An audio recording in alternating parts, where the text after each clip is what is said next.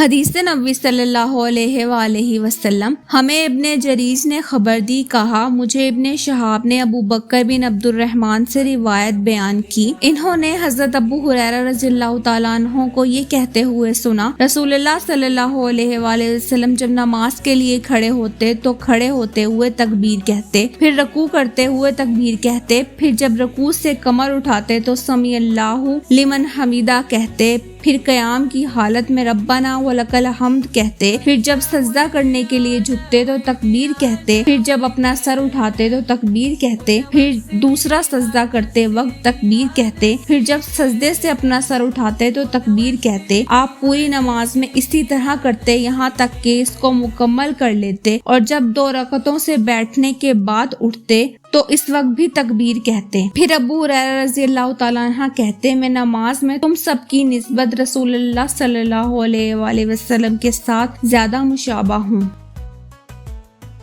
Abu Huraira reported, when the messenger of Allah got up for prayer, he would say the takbir, Allahu Akbar when standing, then say the takbir when bowing, then say, Allah listen to him who praised him when coming to the erect position after bowing, then say while standing, to thee our Lord be the praise, then recite the takbir when getting down for prostration, then say the takbir on raising his head, then say the takbir on prostrating himself, then say the takbir on raising his head. He would do that throughout the whole prayer till he would complete it, and he would say the takbir when he would get up at the end of 2 rakats after adopting the sitting posture. Abu Huraira said, my prayer has the best resemblance amongst you with the prayer of Messenger of Allah.